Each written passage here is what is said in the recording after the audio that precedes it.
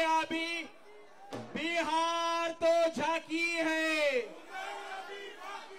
बिहार तो झांकी है, बिहार तो झांकी है। जय श्री राम, जय श्री राम। भारत माता की, भारतीय जनता पार्टीचा बिहार देश का नेता कैसा हो, अरे देश का नेता कैसा हो, देश का नेता कैसा हो। बिहार तो झांकी है, बिहार तो झांकी है, अरे बिहार तो झांकी है। जय श्री राम, जय श्री राम। भारत माता की, भारत। सर्व माध्यमांच्या माध्यमातून किंवा सामान्य जनतेच्या मनामध्ये हे सातत्याने लक्षात येत होतं की बिहारमध्ये एनडीएला स्पष्ट बहुमत मिळणार आहे। परंतु निवडणुकीच्या अगोदर काँग्रेसचे असणारे नेते आदरणीय राहुलजींनी आणि त्यांच्या बरोबर महाराष्ट्रातून जोडलेले यूपीएचे सगळे इंडिया आघाडीचे सर्व यांनी सर्वांनी पुन्हा एकदा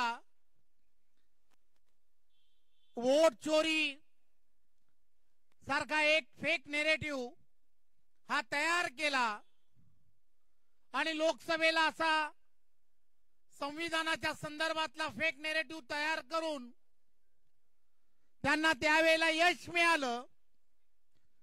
त्यामुळे यांनाही असं वाटत होतं की या निवडणुकीमध्ये असा फेक नेरेटिव्ह हा बिहारच्या निवडणुकीमध्ये आपण तयार करू।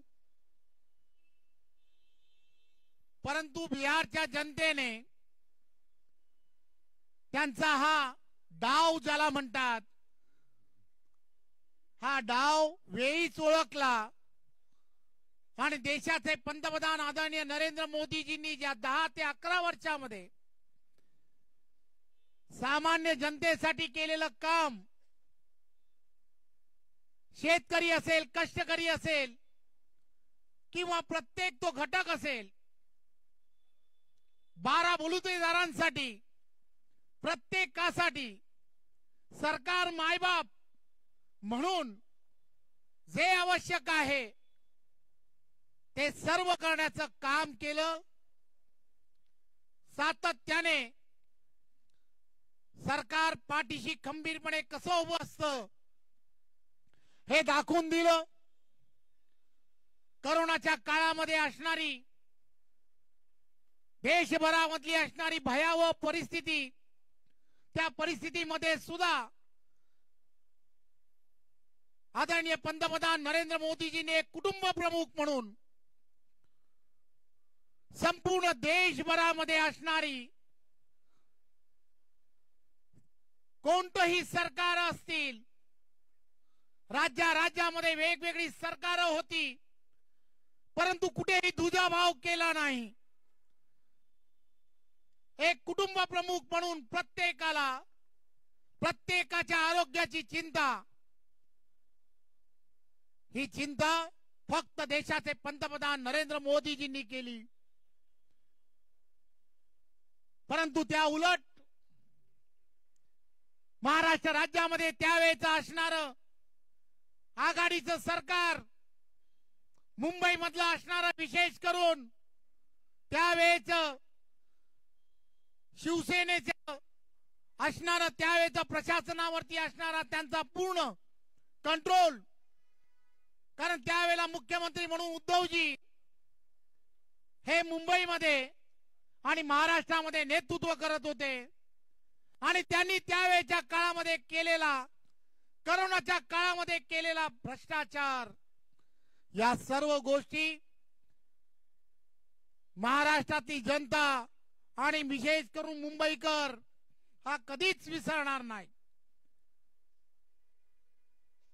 प्रेताच्या टाळूवरचं लोणी खाणारी ही सर्व मंडळी आणि या सगळ्यांनी ज्या पद्धतीने काम केलं, माणुसकी विसरले होते, माणुसकी विसरलेल्या या माणसांना तुम्हाला आम्हाला सर्वांना येणाऱ्या काळामध्ये त्यांची जागा दाखवून द्यायची आहे. विधानसभांच्या निवडणुकीमध्ये सर्व महाराष्ट्रातील असलेल्या जनतेने त्यांना त्यांची जागा दाखवून दिली. बिहारच्या जनतेने सुद्धा त्यांना त्यांची जागा दाखवून दिली आहे.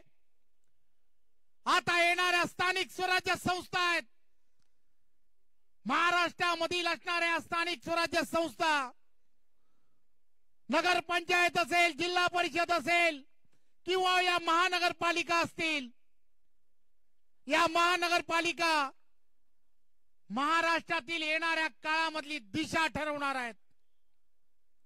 केंद्रामध्ये नरेंद्र मोदींच्या नेतृत्वातलं सरकार आहे, राज्यामध्ये सुद्धा आदरणीय देवेंद्रजींच्या नेतृत्वामधलं महायुतीचं सरकार आहे. पारदर्शकपणे काम करणारं सरकार आहे. तत्कालीन पंतप्रधान राजीव गांधीजी नेहमी म्हणायचे की दिल्लीकडून आलेला निधी खालीपर्यंत योग्य प्रकारे जात नाही. 1 रुपया पाठवला तर 15 पैसेच खालीपर्यंत जातात. ही पारदर्शकता येणाऱ्या काळात निर्माण होणं हे अत्यंत गरजेचं आहे.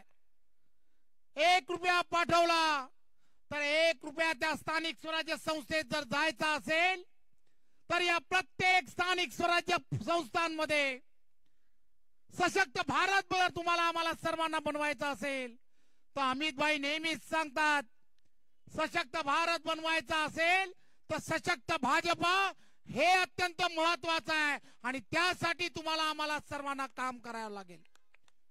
51% लढाई